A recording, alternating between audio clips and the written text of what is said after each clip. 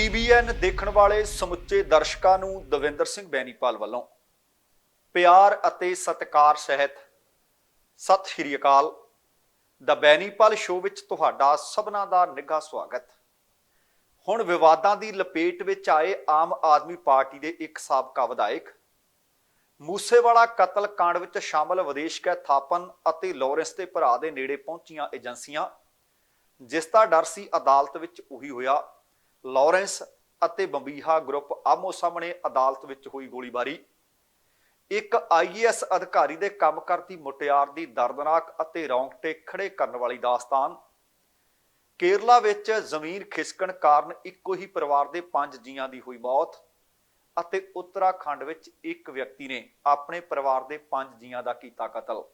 ਦੋਸਤੋ, ਇਹ ਕੁਝ ਜਾਣਕਾਰੀਆਂ ਆਪਣੇ ਪ੍ਰੋਗਰਾਮ ਦੌਰਾਨ ਸ਼ਾਮਲ ਕੀਤੀਆਂ ਜਾਣਗੀਆਂ। ਇਹਦੇ ਇਲਾਵਾ ਵੀ ਕੁਝ ਹੋਰ ਜਾਣਕਾਰੀਆਂ ਨੇ।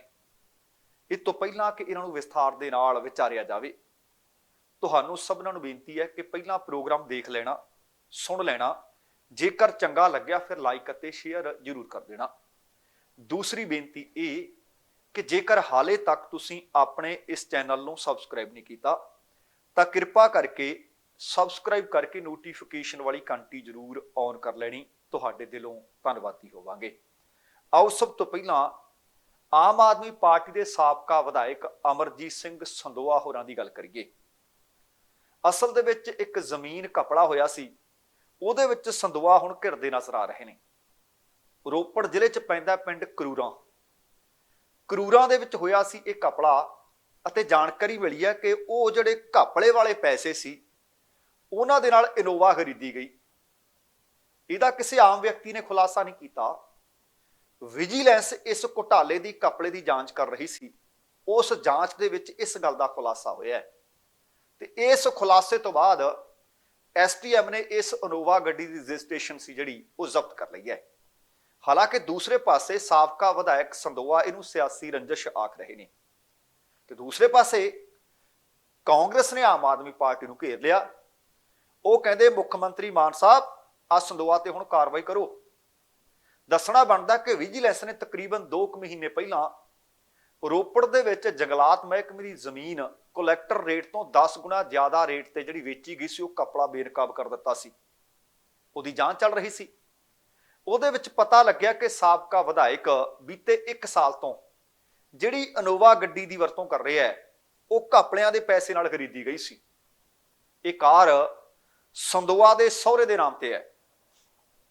ਘਪਲੇ ਦੇ ਮੁਲਜ਼ਮ ਦੇ ਖਾਤੇ ਚੋਂ ਇਹ ਰਕਮ ਸਿੱਧੀ ਡੀਲਰ ਦੇ ਖਾਤੇ ਵਿੱਚ ਟਰਾਂਸਫਰ ਕੀਤੀ ਗਈ, ਜਿਸ ਤੋਂ ਬਾਅਦ ਇਹ ਕਾਰ ਖਰੀਦ ਲਈ ਗਈ। ਵਿਜੀਲੈਂਸ ਦਰਅਸਲ ਜਦੋਂ ਬੈਂਕ ਖਾਤਿਆਂ ਦੀ ਜਾਂਚ ਕਰ ਰਹੀ ਸੀ, ਉਦੋਂ ਆਹ ਗੱਲ ਨਿਕਲ ਕੇ ਸਾਹਮਣੇ ਆਈ ਕਿ ਇਸ ਘਪਲੇ 'ਚ ਨਾਮਜ਼ਦ ਭਿੰਡਰ ਬ੍ਰਦਰਜ਼ ਨੇ ਜਲੰਧਰ ਦੀ ਇੱਕ ਮਹਿਲਾ ਦੇ ਖਾਤੇ ਵਿੱਚ 2 ਕਰੋੜ ਰੁਪਏ ਜਮ੍ਹਾਂ ਕਰਾਏ।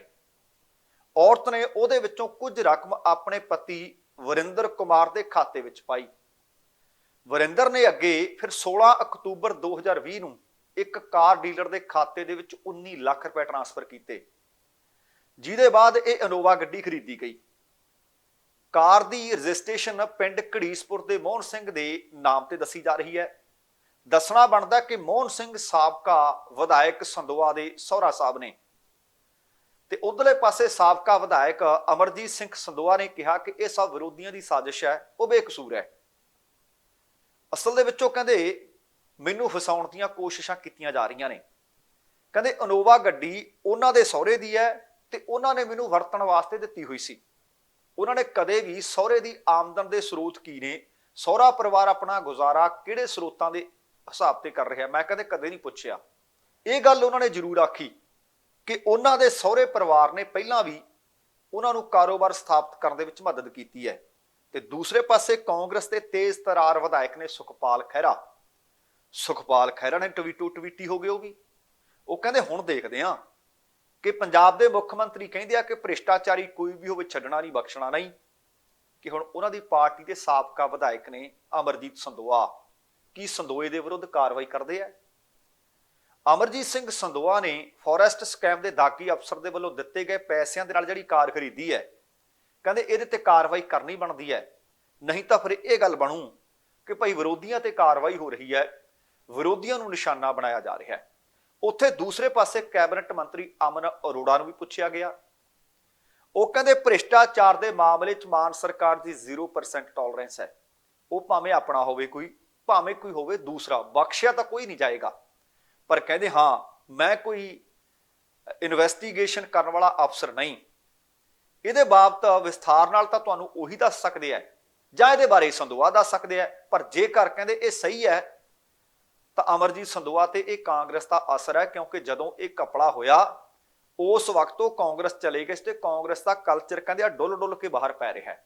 ਹੋਵੇ ਕੁਝ ਵੀ, ਕਲਚਰ ਕਿਸੇ ਦਾ ਵੀ ਹੋਵੇ, ਉਹ ਆਮ ਆਦਮੀ ਪਾਰਟੀ ਦਾ ਮੌਜੂਦਾ ਹੋਵੇ, ਸਾਬਕਾ ਹੋਵੇ, ਕਾਂਗਰਸ ਦਾ ਮੌਜੂਦਾ ਹੋਵੇ, ਸਾਬਕਾ ਹੋਵੇ, ਅਕਾਲੀਆਂ ਦਾ ਮੌਜੂਦਾ ਹੋਵੇ, ਸਾਬਕਾ ਹੋਵੇ, ਜਿਹਨੇ ਵੀ ਪੰਜਾਬ ਦੇ ਅਸਾਸਿਆਂ ਦੀ, ਪੰਜਾਬ ਦੇ ਖਜ਼ਾਨੇ ਦੀ ਲੁੱਟ ਕੀਤੀ ਹੋਵੇ, ਛੱਡਿਆ ਕੋਈ ਨਾ ਜਾਵੇ। ਸਵਾਦ ਤਾਂ ਫੇਰ ਹੈ। ਤੇ ਅਗਲੀ ਗੱਲ, ਬੀਤੇ ਕਈ ਦਿਨ ਤੋਂ ਲਗਾਤਾਰ ਇਸ ਗੱਲ ਦੀ ਖਬਰ ਮਿਲ ਰਹੀ ਸੀ, ਸੂਹ ਮਿਲ ਰਹੀ ਸੀ ਕਿ ਲਾਰੈਂਸ ਅਤੇ ਬੰਬੀਹਾ ਗਰੁੱਪ ਇੱਕ ਦੂਸਰੇ ਦੇ ਆਮੋ ਸਾਹਮਣੇ ਹੋ ਸਕਦੇ ਆ। ਸੋਸ਼ਲ ਮੀਡੀਆ ਤੇ ਵੀ ਧਮਕੀਆਂ, ਇੱਥੋਂ ਤੱਕ ਕਿ ਖੁਫੀਆ ਏਜੰਸੀਆਂ ਵੀ ਇਨਪੁਟ ਦੇ ਰਹੀਆਂ ਸੀ। ਉਸੇ ਤਰ੍ਹਾਂ ਦੀ ਘਟਨਾ ਵਾਪਰ ਗਈ ਹੈ ਹਿਮਾਚਲ ਦੇ ਸੋਲਨ ਦੇ ਨਾਲਾਗੜ੍ਹ ਅਦਾਲਤ ਦੇ ਵਿੱਚ।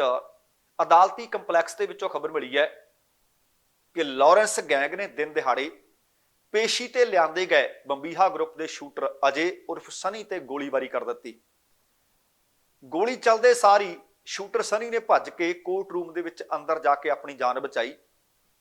ਦੱਸਣਾ ਬਣਦਾ ਕਿ ਸਨੀ ਹਰਿਆਣਾ ਦੇ ਕੁਰੂਕਸ਼ੇਤਰ ਦਾ ਰਹਿਣ ਵਾਲਾ ਹੈ। ਸਨੀ ਲਾਰੈਂਸ ਦੇ ਕਰੀਬੀ ਕਾਲਜ ਫਰੈਂਡ ਵਿੱਕੀ ਮਿੱਡੂ ਖੇੜਾ ਦੇ ਕਤਲ ਦੇ ਵਿੱਚ ਵੀ ਦੋਸ਼ੀ ਦੱਸਿਆ ਜਾ ਰਿਹਾ ਹੈ।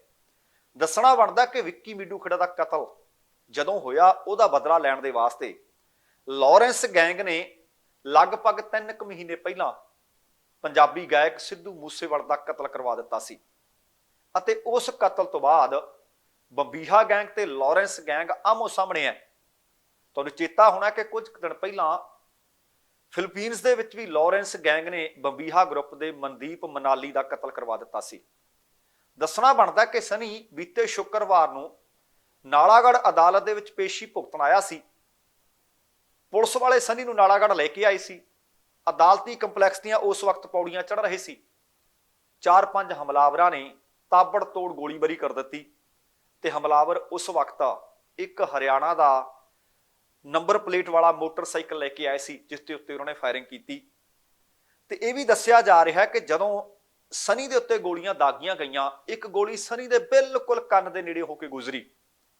ਅਦਾਲਤੀ ਕੰਪਲੈਕਸ ਦੇ ਵਿੱਚ ਗੋਲੀਬਾਰੀ ਸ਼ਰੇਆਮ ਚੱਲਦੀ ਦੇਖ ਕੇ ਹਫੜਾ ਦਫੜੀ ਦਾ ਮਾਹੌਲ ਬਣਿਆ। ਗੋਲੀਬਾਰੀ ਕਰਨ ਤੋਂ ਬਾਅਦ ਨਾਲਾਗੜ੍ਹ ਪੁਲਿਸ ਸਟੇਸ਼ਨ ਦੇ ਨੇੜੇ ਇਹ ਜਿਹੜੇ ਸ਼ੂਟਰ ਸਨ ਆਪਣਾ ਮੋਟਰਸਾਈਕਲ ਛੱਡ ਗਏ ਤੇ ਅੱਗੇ ਕਿਹਦੇ ਨਾਲ ਗਏ ਨੇ, ਕੌਣ ਲੈ ਕੇ ਗਿਆ, ਕਿਵੇਂ ਗਏ, ਇਸ ਮਸਲੇ ਦੀ ਹੁਣ ਜਾਂਚ ਚੱਲ ਰਹੀ ਹੈ। ਦੱਸਣਾ ਬਣਦਾ ਹੈ ਕਿ ਲਗਭਗ 1 ਸਾਲ ਪਹਿਲਾਂ ਵੀ ਇੱਥੇ ਗੈਂਗਵਾਰ ਹੋਈ ਸੀ। ਸਨੀ ਉਹਦੇ ਵਿੱਚ ਵੀ ਦੋਸ਼ੀ ਦੱਸਿਆ ਜਾ ਰਿਹਾ ਹੈ। ਪੇਸ਼ੀ ਲਈ ਉਹਨੂੰ ਨਾਨ ਜੇਲ੍ਹ ਤੋਂ ਨਾਲਾਗੜ੍ਹ ਅਦਾਲਤ ਵਿੱਚ ਲਿਆਂਦਾ ਗਿਆ ਸੀ। ਹਾਲਾਂਕਿ ਇਹ ਵੀ ਦੱਸਿਆ ਜਾ ਰਿਹਾ ਹੈ ਕਿ ਹਿਮਾਚਲ ਪੁਲਿਸ ਦੇ ਵੱਲੋਂ ਸਨੀ ਦੀ ਸੁਰੱਖਿਆ ਤੋਂ ਲੈ ਕੇ ਪੁਖਤਾ ਇੰਤਜ਼ਾਮ ਕੀਤੇ ਹੋਏ ਸੀ, ਪਰ ਫਿਰ ਵੀ ਗੈਂਗਸਟਰ ਆਏ, ਦਿਨ ਦਿਹਾੜੇ ਗੋਲੀਬਾਰੀ ਕਰਕੇ ਫਰਾਰ ਹੋ ਗਏ। ਮੈਂ ਪਹਿਲਾਂ ਹੀ ਦੱਸ ਰਿਹਾ ਸੀ ਕਿ ਕੇਂਦਰੀ ਏਜੰਸੀ ਦੇ ਵੱਲੋਂ ਪੰਜਾਬ ਦੇ ਡੀਜੀਪੀ ਨੂੰ ਵੀ ਇੱਕ ਇਨਪੁਟ ਦਿੱਤੀ ਗਈ ਹੈ ਕਿ ਲਾਰੈਂਸ ਬਿਸ਼ਨੋਈ ਅਤੇ ਜੱਗੂ ਭਗਵਾਨਪੁਰੀਆ ਦੀ ਜਾਨ ਨੂੰ ਖਤਰਾ ਹੈ, ਉਹਨਾਂ ਨੂੰ ਛੁਡਾਇਆ ਜਾ ਸਕਦਾ ਹੈ ਜਾਂ ਮੁਕਾਇਆ ਜਾ ਸਕਦਾ ਹੈ। ਬੰਬੀਹਾ ਗਰੁੱਪ ਇਸ ਤਾਕ ਦੇ ਫਿਰਾਕ ਵਿੱਚ ਹੈ ਕਿ ਜਦੋਂ ਇਹਨਾਂ ਨੂੰ ਅਦਾਲਤੀ ਪੇਸ਼ੀ ਤੇ ਲਿਆਂਦਾ ਜਾਊਗਾ, ਉਹਨਾਂ ਤੇ ਹਮਲਾ ਕੀਤਾ ਜਾ ਸਕਦਾ ਹੈ। ਹਮਲਾਵਰ ਵਕੀਲ ਜਾਂ ਅਦਾਲਤ ਦੇ ਕਰਮਚਾਰੀਆਂ ਦੇ ਭੇਸ ਵਿੱਚ ਹੋ ਸਕਦੇ ਹੈ। ਆ ਤੁਸੀਂ ਦੇਖ ਲਓ ਕਿ ਹਲੇ ਪੰਜਾਬ ਨੂੰ ਤਾਂ ਲੱਗਦਾ ਸੀ ਕਿ ਪੰਜਾਬ ਦੇ ਵਿੱਚ ਅਦਾਲਤੀ ਪੇਸ਼ੀ ਵਕਤੇ ਹੋ ਸਕਦਾ ਹੈ, ਪਰ ਨਾਲ ਗੁਆਂਢੀ ਸੂਬਾ ਹੈ, ਉੱਥੇ ਵੀ ਬੰਬੀਹਾ ਅਤੇ ਲਾਰੈਂਸ ਗੈਂਗ ਇੱਕ ਦੂਸਰੇ ਦੇ ਸਾਹਮਣੇ ਹੈ। ਫਿਰ ਇਸ ਗੱਲ ਤੋਂ ਅਗਲੀ ਖਬਰ ਵੱਲ ਇਸ਼ਾਰਾ ਜ਼ਰੂਰ ਹੈ ਕਿ ਜਿਹੜੀ ਇਨਪੁਟ ਮਿਲੀ ਹੈ ਉਹ ਪੁਖਤਾ ਹੋ ਸਕਦੀ ਹੈ। ਇਸ ਮਸਲੇ ਦੇ ਉੱਤੇ ਪੰਜਾਬ ਨੂੰ, ਪੰਜਾਬ ਪੁਲਿਸ ਨੂੰ ਜ਼ਰੂਰ ਸੋਚਣ ਦੀ ਜ਼ਰੂਰਤ ਹੈ। ਤੇ ਅਗਲੀ ਖਬਰ ਵੀ ਸਿੱਧੂ ਮੂਸੇਵਾਲੇ ਦੇ ਕਤਲकांड ਦੇ ਨਾਲ ਜੁੜੀ, ਗੈਂਗਵਾਰ ਦੇ ਨਾਲ ਜੁੜੀ ਖਬਰ ਹੈ। ਕਿਉਂਕਿ ਤੁਹਾਨੂੰ ਪਤਾ ਹੈ ਕਿ ਬੰਬੀਹਾ ਗਰੁੱਪ ਅਤੇ ਲਾਰੈਂਸ ਗਰੁੱਪ ਇੱਕ ਦੂਸਰੇ ਦੀ ਜਾਨ ਦੇ ਹੁਣ ਪਿਆਸੇ ਬਣੇ ਪਏ ਹੈ। ਵਿੱਚ ਵਿਚਾਲੇ ਸਿੱਧੂ ਮੂਸੇਵਾਲੇ ਨੂੰ ਐਵੇਂ ਕੁਝ ਘੜੀਸਿਆ ਜਾ ਰਿਹਾ ਹੈ। ਮੂਸੇਵਾਲੇ ਦਾ ਕਤਲ ਹੋ ਗਿਆ ਸੀ। ਕਤਲकांड ਦੇ ਵਿੱਚ ਪੰਜਾਬ ਪੁਲਿਸ ਨੂੰ ਦੋ ਮੁਲਜ਼ਮਾਂ ਦੇ ਟਿਕਾਣਿਆਂ ਦਾ ਪਤਾ ਲੱਗਾ ਜਿਹੜੇ ਵਿਦੇਸ਼ ਦੌੜੇ ਹੋਏ ਨੇ, ਉਹਨਾਂ ਦੀ ਸੂਹ ਮਿਲ ਗਈ ਹੈ। ਉਹਨਾਂ ਵਿੱਚ ਗੈਂਗਸਟਰ ਸਚਿਨ ਥਾਪਨ ਦੇ ਜਿਹੜੇ ਅਜ਼ਰਬਾਈਜਾਨ ਵਾਲੇ ਟਿਕਾਣੇ ਨੇ ਉਹਨਾਂ ਬਾਰੇ ਪਤਾ ਲੱਗਿਆ, ਤੇ ਦੂਸਰੇ ਪਾਸੇ ਅਨਮੋਲ ਬਿਸ਼ਨੋਈ ਦੇ ਕੀਨੀਆ ਦੇ ਵਿੱਚ ਹੋਣ ਦੀ ਪੁਖਤਾ ਜਾਣਕਾਰੀ ਮਿਲ ਗਈ ਹੈ। ਦੋਵੇਂ ਮੂਸੇਵਾਲੇ ਦੇ ਕਤਲ ਕਾਂਡ ਦੇ ਵਿੱਚ ਲੋੜੀਂਦੇ ਦੱਸੇ ਜਾ ਰਹੇ ਹੈ ਤੇ ਕਤਲ ਤੋਂ ਪਹਿਲਾਂ ਫਰਜ਼ੀ ਪਾਸਪੋਰਟ ਬਣਾ ਕੇ ਬਾਹਰ ਦੌੜਨ ਵਿੱਚ ਕਾਮਯਾਬ ਹੋ ਗਏ ਸੀ। ਜਾਣਕਾਰੀ ਦੇ ਅਨੁਸਾਰ ਪੰਜਾਬ ਪੁਲਿਸ ਅਤੇ ਵਿਦੇਸ਼ ਮੰਤਰਾਲਾ ਸਚਿਨ ਥਾਪਨ ਦੀ ਹਵਾਲਗੀ ਦੇ ਤੇਜ਼ੀ ਨਾਲ ਯਤਨ ਕਰ ਰਿਹਾ ਹੈ। ਵਿਦੇਸ਼ ਮੰਤਰਾਲੇ ਨੇ ਇਸੇ ਕਰਕੇ ਪੰਜਾਬ ਪੁਲਿਸ ਤੋਂ ਮੁਲਜ਼ਮਾਂ ਦੇ ਵੇਰਵੇ, ਅਪਰਾਧਕ ਘਟਨਾਵਾਂ ਕਿਹੜੀਆਂ 'ਚ ਸ਼ਾਮਲ ਰਿਹਾ, ਉਹਦੇ ਗ੍ਰਿਫਤਾਰੀ ਵਾਰੰਟ ਅਤੇ ਸਿੱਧੂ ਮੂਸੇਵਾਲੇ ਦੇ ਕਤਲ ਦੇ ਵਿੱਚ ਉਹਦੀ ਕੀ ਭੂਮਿਕਾ ਸੀ, ਇਹਦੇ ਬਾਰੇ ਜਾਣਕਾਰੀ ਮੰਗ ਲਈ ਹੈ।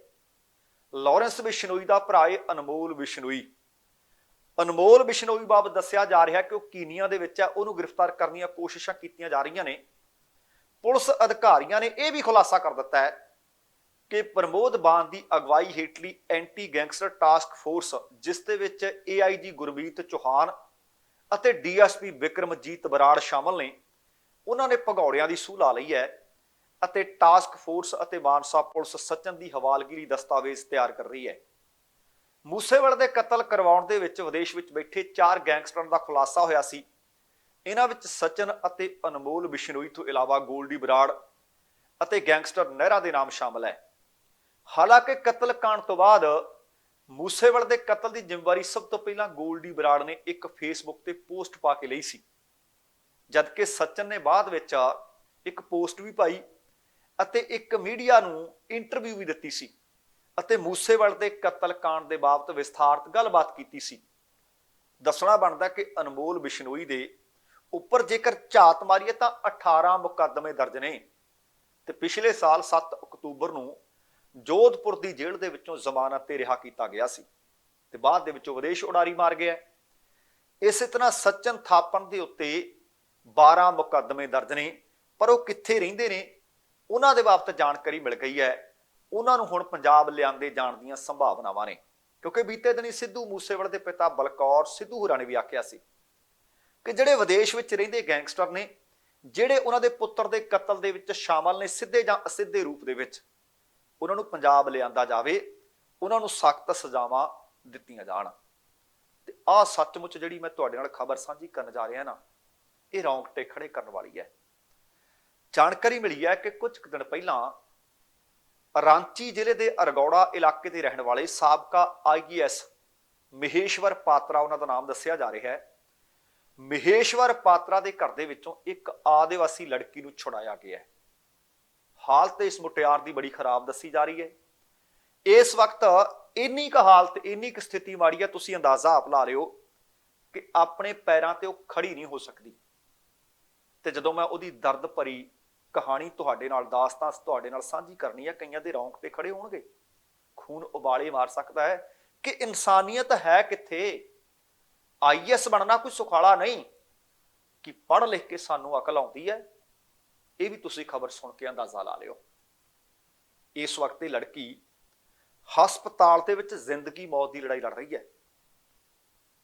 ਉਹ ਪਹਿਲਾਂ ਸਾਬਕਾ IAS ਦੇ ਘਰੇ ਕੰਮ ਕਰਦੀ ਸੀ। ਖਬਰ ਇਹ ਮਿਲੀ ਹੈ ਕਿ ਇਸ ਅਧਿਕਾਰੀ ਦੀ ਘਰਵਾਲੀ ਇਸ ਮੁਟਿਆਰ ਦੇ ਨਾਲ ਜਾਨਵਰਾਂ ਤੋਂ ਵੀ ਭੈੜਾ ਸਲੂਕ ਕਰਿਆ ਕਰਦੀ ਸੀ। ਸਾਬਕਾ IAS, ਇਸ ਦਾ ਨਾਮ ਮੈਂ ਤੁਹਾਨੂੰ ਮਹੇਸ਼ ਪਾਤਰਾ ਦੱਸ ਰਿਹਾ। ਜਾਣਕਾਰੀ ਦੇ ਅਨੁਸਾਰ ਇਸ IAS ਦੀ ਘਰਵਾਲੀ ਦਾ ਨਾਮ ਹੈ ਸੀਮਾ ਦੇਵੀ। ਇਸ ਮੁਟਿਆਰ ਨੂੰ ਲੋਹੇ ਦੀ ਰੌੜ ਨਾਲ ਵੀ ਕੁੱਟਿਆ ਕਰਦੀ ਸੀ। ਟਾਇਲਟ ਆਪਾਂ ਵੇਖਿਆ ਕਿ ਬਰਸ਼ ਹੈ, ਬਣੇ ਹੋਏ ਨੇ ਸਫਾਈ ਵਾਸਤੇ, ਪਰ ਕਹਿੰਦੀ ਸੀ ਮੂੰਹ ਨਾਲ ਸਾਫ਼ ਕਰ, ਮੂੰਹ ਨਾਲ ਸਾਫ਼ ਕਰਵਾਉਂਦੀ ਸੀ।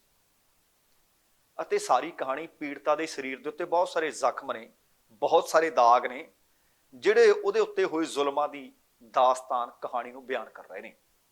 ਇੱਥੋਂ ਤੱਕ ਕਿ ਇੰਨੀ ਕੁ ਘੁੱਟਦੀ ਸੀ, ਦੇਖਦੀ ਨਹੀਂ ਸੀ ਮਾਰਨਾ ਥੈਂਕ ਥੈਂਕ ਨਹੀਂ, ਕਈ ਦੰਦ ਵੀ ਟੁੱਟੇ ਹੋਏ ਨੇ। ਫਿਰ ਇਸ ਕਹਾਣੀ ਦੀ, ਇਸ ਖਬਰ ਦੀ ਸੂਚਨਾ ਮਿਲ ਗਈ ਰਾਂਚੀ ਪੁਲਿਸ ਨੂੰ। ਪੁਲਿਸ ਨੇ ਜਾ ਕੇ ਉਹਨੂੰ ਘਰੋਂ ਛੁਡਾਇਆ ਤੇ ਬਚਾਇਆ ਹੈ। ਤੇ ਹੁਣ ਪੁਲਿਸ ਨੇ ਇਸ ਮੁਟਿਆਰ ਨੂੰ ਆਪਣੀ ਸੁਰੱਖਿਆ ਦੇ ਹੇਠ ਰੱਖਿਆ ਹੋਇਆ ਹੈ ਅਤੇ ਮਹਿਲਾ ਪੁਲਿਸ, ਮਹਿਲਾ ਕਰਮਚਾਰੀ ਤਾਇਨਾਤ ਕੀਤੇ ਹੋਏ ਨੇ। ਬਚਾਅ ਤੋਂ ਬਾਅਦ ਪੀੜਤ ਨੂੰ ਇਲਾਜ ਵਾਸਤੇ ਰਾਂਚੀ ਰਿਮਸ ਦੇ ਵਿੱਚ ਭਰਤੀ ਕਰਵਾਇਆ ਹੋਇਆ ਹੈ। ਪੁਲਿਸ ਦਾ ਕਹਿਣਾ ਹੈ ਕਿ ਪੀੜਤਾ ਦਾ ਮੈਡੀਕਲ ਕਰਵਾ ਲਿਆ ਗਿਆ ਹੈ। ਡਾਕਟਰ ਦੱਸ ਰਹੇ ਨੇ ਕਿ ਹਲੇ ਇਹ ਮੁਟਿਆਰ ਬਿਆਨ ਦੇਣ ਦੀ ਸਥਿਤੀ ਵਿੱਚ ਹੈ ਨਹੀਂ। ਕਿੰਨੀ ਸਥਿਤੀ ਖਰਾਬ ਹੋਈ ਅੰਦਾਜ਼ਾ ਤੁਸੀਂ ਆਪ ਲਾਈ ਚੱਲੋ ਖਬਰ ਸੁਣ ਕੇ। ਹੁਣ ਉਹ ਕਹਿੰਦੇ ਕੁੱਟਮਾਰ ਕਿਸੇ ਇੱਕ ਦਿਨ ਦਾ ਕੰਮ ਨਹੀਂ ਸੀ।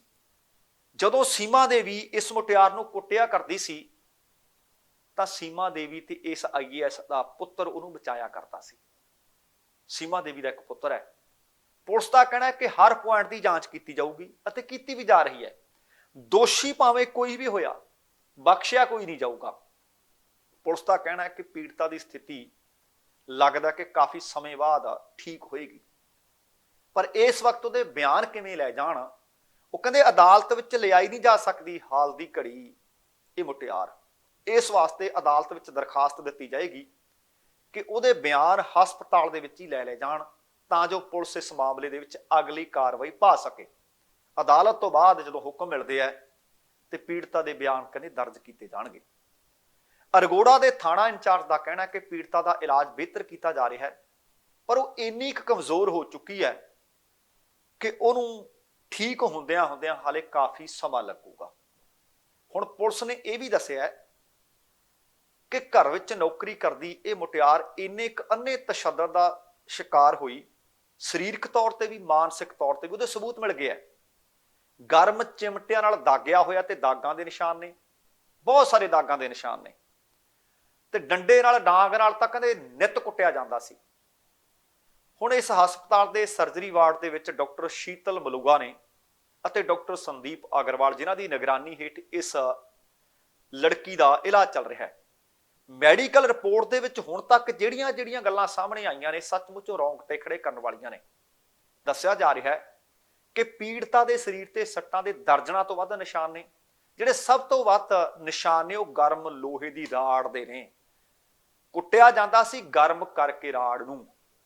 ਪੀੜਤਾ ਨੇ ਇਹ ਵੀ ਦੋਸ਼ ਲਾਇਆ ਹੈ ਕਿ ਉਹਦੇ ਨਾਲ ਕਈ ਵਾਰ ਜ਼ਬਰਦਸਤੀ ਕਰਨ ਦੀ ਕੋਸ਼ਿਸ਼ ਵੀ ਕੀਤੀ ਗਈ। ਹਾਲਾਂਕਿ ਗਾਇਨੀਕੋਲੋਜੀ ਵਿਭਾਗ ਦੇ ਡਾਕਟਰਾਂ ਦੇ ਵੱਲੋਂ ਇਹ ਜਾਂਚ ਕੀਤੀ ਗਈ ਹੈ, ਪਰ ਹਾਲ ਦੀ ਘੜੀ ਇਸ ਗੱਲ ਦੀ ਉਹਨਾਂ ਨੇ ਪੁਸ਼ਟੀ ਨਹੀਂ ਕੀਤੀ। ਪਰ ਜੇਕਰ ਕਹਿੰਦੇ ਉਹਦਾ ਸਰੀਰਕ ਸ਼ੋਸ਼ਣ ਵੀ ਹੋਇਆ ਤਾਂ ਇਸ ਮਸਲੇ ਦਾ ਵੀ ਪਤਾ ਲਗਾਇਆ ਜਾਊਗਾ। ਰਾਂਚੀ ਰਿਮਸ ਦੇ 4 ਵਿਭਾਗ ਇਸ ਮੁਟਿਆਰ ਦੀ ਜਾਂਚ ਵਿੱਚ ਲੱਗੇ ਹੋਏ ਨੇ। ਇਹਦੇ ਵਿੱਚ ਸਰਜਰੀ, ਮਨੋਵਿਗਿਆਨ, ਫੋਰੈਂਸਿਕ ਦਵਾਈਆਂ ਦੇ ਡਾਕਟਰ ਸ਼ਾਮਲ ਨੇ। ਡਾਕਟਰ ਸ਼ੀਤਲ ਨੇ ਦੱਸਿਆ ਕਿ ਫੋਰੈਂਸਿਕ ਦਵਾਈਆਂ ਦੀ ਮਦਦ ਲੈਣ ਵਿੱਚ ਮਕਸਦ ਜਾਣਨਾ ਚਾਹੁੰਦੇ ਨੇ ਕਿ ਜੋ ਸੱਟਾਂ ਲੱਗੀਆਂ ਨੇ ਉਹ ਕਿੰਨੀਆਂ ਕੁ ਪੁਰਾਣੀਆਂ ਨੇ। ਪੀੜਤਾ ਨੇ ਦੱਸਿਆ ਕਿ ਉਸਨੂੰ 2 ਸਾਲ ਤੋਂ ਬੰਦੀ ਬਣਾ ਕੇ ਤਸ਼ੱਦਦ ਉੱਤੇ ਢਾਇਆ ਜਾ ਰਿਹਾ ਸੀ।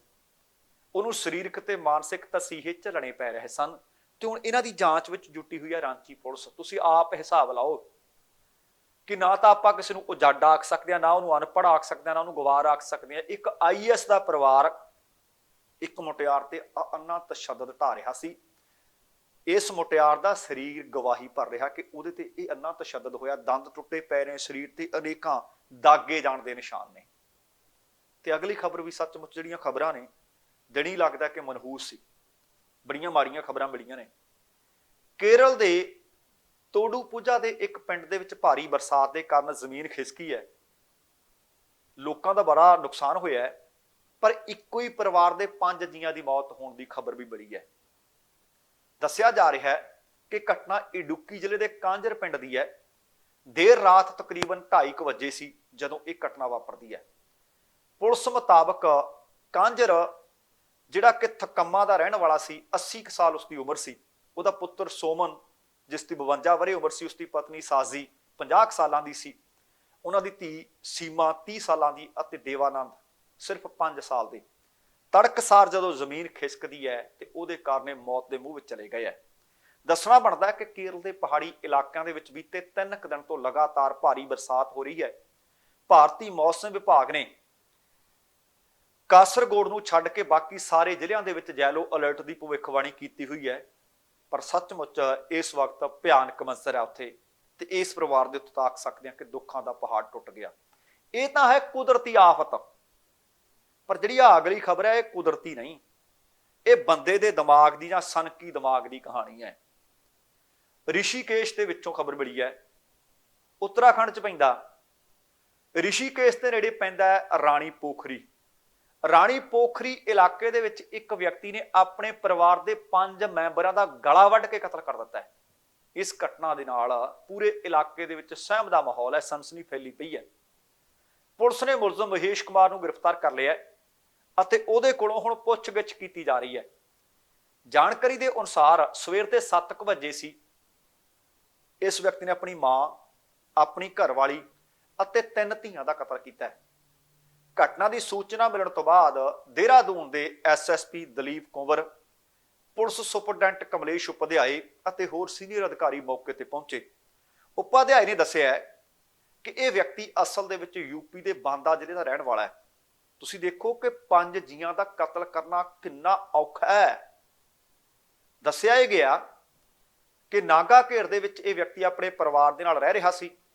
ਸਵੇਰ ਵਕਤ ਇਹਦੀ ਆਪਣੀ ਮਾਂ, ਜਿਸ ਦੀ ਉਮਰ 75 ਵਰ੍ਹੇ ਸੀ, ਤੁਸੀਂ ਦੇਖੋ ਕਿ ਜਦੋਂ ਮਾਂ ਨੇ ਜਨਮ ਦਿੱਤਾ ਹੋਏਗਾ ਇਸ ਆਪਣੇ ਪੁੱਤਰ ਨੂੰ ਸੋਚਿਆ ਹੋਣਾ ਕਿ ਇਹੀ ਮੇਰੀ ਮੌਤ ਦਾ ਕਾਰਨ ਬਣੂਗਾ। ਪਤਾ ਨਹੀਂ ਕਿੰਨੀਆਂ ਦੁੱਖ ਤਕਲੀਫਾਂ ਮੁਸੀਬਤਾਂ ਝੱਲ ਕੇ, ਕਿੰਨੀਆਂ ਤੱਤੀਆਂ ਠੰਡੀਆਂ ਹਵਾਵਾਂ ਤੋਂ ਬਚਾ ਕੇ ਇਹਨੂੰ ਪਾਲਿਆ ਹੋਊਗਾ। ਫਿਰ ਕਿਵੇਂ ਜਦੋਂ ਉਹਦਾ ਵਿਆਹ ਕੀਤਾ ਹੋਊ, ਸਿਰ ਤੋਂ ਪਾਣੀ ਵਾਰਿਆ ਹੋਊਗਾ, ਪਤਾ ਨਹੀਂ ਕਿੱਥੇ ਕਿੱਥੇ ਮੱਥੇ ਰਗੜੇ ਹੋਣਗੇ, ਨੱਕ ਰਗੜੇ ਹੋਣਗੇ। ਆਪਣੀ ਮਾਂ ਜਿਹੜੀ 75 ਵਰ੍ਹਿਆਂ ਦੀ ਸੀ ਉਹਦਾ ਕਤਲ ਕੀਤਾ, ਆਪਣੀ 36 ਵਰ੍ਹਿਆਂ ਦੀ ਘਰਵਾਲੀ ਦਾ ਕਤਲ ਕੀਤਾ ਅਤੇ 3 ਧੀਆਂ ਦਾ ਕਤਲ ਕੀਤਾ। ਪੁਲਿਸ ਨੇ ਮੌਕੇ ਤੋਂ ਲਹੂ ਲਹਾਨ ਚਾਕੂ ਬਰਾਮਦ ਕੀਤਾ। ਜਿਹੜਾ ਰਸੋਈ 'ਚ ਵਰਤਿਆ ਜਾਣ ਵਾਲਾ ਚਾਕੂ ਸੀ ਉਹਦੇ ਨਾਲ ਕਤਲ ਕਰ ਦਿੱਤਾ। ਤੇ ਇੱਕ ਧੀ ਹੋਰ ਸੀ ਜਿਹੜੀ ਆਪਣੀ ਰਿਸ਼ਤੇਦਾਰ ਦੇ ਘਰ ਗਈ ਹੋਈ ਸੀ। ਮੁੱਢਲੀ ਜਾਣਕਾਰੀ 'ਚ ਪਹਿਲਾਂ ਮਾਸੀ ਕਹਿੰਦੇ ਸੀ, ਫਿਰ ਦੱਸਿਆ ਜਾ ਰਿਹਾ ਕਿ ਭੂਆ ਦੇ ਘਰ ਗਈ ਸੀ। ਇਹ ਆਖੀਏ ਕਿ ਉਹ ਆਪਣੀ ਰਿਸ਼ਤੇਦਾਰੀ 'ਚ ਗਈ ਹੋਈ ਸੀ, ਜਿਸ ਕਾਰਨ ਉਹਦੀ ਜਾਨ ਬਚੀ ਹੈ। ਪੁਲਿਸ ਅਫਸਰਾਂ ਨੇ ਦੱਸਿਆ ਕਿ ਮੁਲਜ਼ਮ ਦਰਅਸਲ ਆਪ ਕੰਮ-ਕੁਮ ਕੋਈ ਨਹੀਂ ਸੀ ਕਰਦਾ। ਉਹਦਾ ਇੱਕ ਭਰਾ ਵਿਦੇਸ਼ ਵਿੱਚ ਰਹਿੰਦਾ, ਉਹਦੇ ਵੱਲੋਂ ਪੈਸੇ ਭੇਜੇ ਜਾਂਦੇ ਸੀ ਤੇ ਉਹਦੇ ਨਾਲ ਹੀ ਆਪਣਾ ਘਰ ਚਲਾਉਂਦਾ ਸੀ। ਤੇ ਇਹ ਵੀ ਉਹਨਾਂ ਨੇ ਜਾਣਕਾਰੀ ਦਿੱਤੀ ਹੈ ਕਿ ਇਹ ਵਿਅਕਤੀ ਪੁਜਾਰੀ ਦਾ ਕੰਮ ਕਰਦਾ ਸੀ, ਬਸ ਸਾਰਾ ਦਿਨ ਪੂਜਾ ਪਾਠ 'ਚ ਹੀ ਲੱਗਿਆ ਰਹਿੰਦਾ ਸੀ। ਤੇ ਉਹਦੀ ਮਾਂ ਦਿਮਾਗੀ ਤੌਰ ਤੇ ਠੀਕ ਵੀ ਨਹੀਂ ਸੀ, ਜਿਹਦਾ ਕਤਲ ਕੀਤਾ। ਤੁਸੀਂ ਆਪ ਹਿਸਾਬ ਲਾਓ, ਧੀ ਇੱਕ ਅਪਾਹਜ ਸੀ। ਦੱਸਿਆ ਜਾ ਰਿਹਾ ਹੈ ਕਿ ਇਹਦਾ ਇੱਕ ਭਰਾ ਰਿਸ਼ੀਕੇਸ਼ ਵਿੱਚ ਵੀ ਰਹਿੰਦਾ ਹੈ, ਉਹ ਵੀ ਮੌਕੇ ਤੇ ਪਹੁੰਚਿਆ ਤੇ ਉਹਦੇ ਕੋਲੋਂ ਇਹਦੇ ਬਾਬਤ ਹੋਰ ਜਾਣਕਾਰੀ ਲਈ ਜਾ ਰਹੀ ਹੈ। ਐਸਐਸਪੀ ਦੇਹਰਾਦੂਨ ਦਲੀਪ ਸਿੰਘ ਕੁੰਵਰ ਨੇ ਇਹ ਵੀ ਦੱਸਿਆ ਕਿ ਮੁਲਜ਼ਮ ਮਹੇਸ਼ ਕੁਮਾਰ ਦਰਅਸਲ ਕੰਮ ਤਾਂ ਕੋਈ ਕਰਦਾ ਨਹੀਂ ਸੀ। ਵੱਡਾ ਭਰਾ ਉਮੇਸ਼ ਹਰ ਮਹੀਨੇ ਖਰਚੇ ਵਾਸਤੇ ਨੂੰ ਪੈਸੇ ਭੇਜਦਾ ਸੀ ਤੇ ਸਾਰਾ ਦਿਨ ਪਾਠ ਪੂਜਾ 'ਚ ਲੱਗਿਆ ਰਹਿੰਦਾ। ਆ ਜਿਸ ਦਿਨ ਝਗੜਾ ਹੋਇਆ, ਕਤਲ ਕੀਤੇ ਨੇ, ਉੱਥੇ ਵੀ ਇਸੇ ਗੱਲ ਨੂੰ ਲੈ ਕੇ ਤਕਰਾਰ ਹੋਇਆ। ਮਹੇਸ਼ ਤੇ ਉਹਦੀ ਘਰਵਾਲੀ 'ਚ ਤਕਰਾਰ ਹੁੰਦਾ ਹੈ। ਸੋਮਵਾਰ ਦਾ ਤੜਕਾ ਤੜਕੀ ਤਕਰਾਰ ਦਾ ਕਾਰਨ ਬਣ ਜਾਂਦਾ ਹੈ। ਇਸੇ ਦੌਰਾਨ ਉਹਨੇ ਆਪਣੀ ਪਤਨੀ ਨਾਲ ਝਗੜਾ ਕੀਤਾ, ਪਰ ਪਤਨੀ ਨੇ ਕਿਹਾ ਕੀ ਸੀ, ਕਾਰਨ ਕੀ ਬਣਿਆ? ਉਹਦੀ ਘਰਵਾਲੀ ਕਹਿੰਦੀ, ਜਦੋਂ ਦੇਖੋ ਤੁਸੀਂ ਪੂਜਾ ਕਰਨ ਲੱਗੇ ਹੁੰਦੇ ਹੋ, ਆ ਪੂਜਾ ਛੱਡ ਦਿਓ ਥੋੜੀ ਦੇਰ ਵਾਸਤੇ, ਨਾਸ਼ਤੇ ਦੇ ਵਿੱਚ ਮੇਰੀ ਮਦਦ ਕਰ ਦਿਓ, ਸਾਰਾ ਦਿਨ ਕਰੀ ਚੱਲਿਓ ਪਾਠ ਪੂਜਾ। ਬਸ ਇਸੇ ਗੱਲ ਤੋਂ ਲੈ ਕੇ ਬਹਿਸ ਹੋਈ। ਰਸੋਈ 'ਚ ਪਿਆ ਚਾਕੂ ਚੱਕ ਲਿਆ, ਘਰ ਦੇ ਵਿੱਚ ਜਿੰਨੇ ਵੀ ਜੀ ਨਜ਼ਰ ਆਏ ਸਾਰਿਆਂ ਦਾ ਗਲਾ ਵੱਢ ਕੇ ਕਤਲ ਕਰ ਦਿੱਤਾ ਹੈ। ਤੁਸੀਂ ਹਿਸਾਬ ਲਾ ਲਓ ਕਿ ਅੱਜ ਇਨਸਾਨ ਕਿੱਥੇ ਤੱਕ ਗਰਕ ਗਿਆ। ਸਾਡੇ ਆਪਣੇ ਪੁੱਤਰ ਦੇ, ਧੀ ਦੇ, ਮਾਂ ਦੇ, ਬਾਪ ਦੇ, ਈਵਨ ਕਿਸੇ ਦੋਸਤ ਦੇ ਸੱਟ ਫੇਟ ਵੀ ਲੱਗ ਜੇ, ਸਾਨੂੰ ਦਰਦ ਆਉਂਦਾ ਹੈ। ਕਿੰਨੀਆਂ ਸਾਂਝਾਂ ਹੋਣਗੀਆਂ ਆਪਣੇ ਪਰਿਵਾਰ ਦੇ ਨਾਲ, ਪਰ ਕਿਰਕ ਨਹੀਂ ਕੀਤੀ।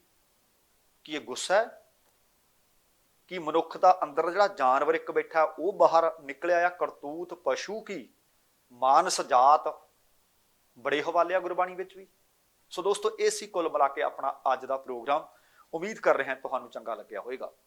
ਜੇਕਰ ਪ੍ਰੋਗਰਾਮ ਚੰਗਾ ਲੱਗਿਆ, ਕਿਰਪਾ ਕਰਕੇ ਲਾਈਕ ਅਤੇ ਸ਼ੇਅਰ ਜ਼ਰੂਰ ਕਰ ਦੇਣਾ। ਜੇਕਰ ਹਾਲੇ ਤੱਕ ਤੁਸੀਂ ਆਪਣੇ ਇਸ ਚੈਨਲ ਨੂੰ ਸਬਸਕ੍ਰਾਈਬ ਨਹੀਂ ਕੀਤਾ ਤਾਂ ਕਿਰਪਾ ਕਰਕੇ ਸਬਸਕ੍ਰਾਈਬ ਕਰਕੇ ਨੋਟੀਫਿਕੇਸ਼ਨ ਵਾਲੀ ਘੰਟੀ ਜ਼ਰੂਰ ਔਨ ਕਰ ਲੈਣੀ। ਤੁਹਾਡੇ ਦਿਲੋਂ ਧੰਨਵਾਦੀ ਹੋਵਾਂਗੇ। ਹੁਣ ਸਮਾਂ ਸਮਾਪਤ ਹੈ।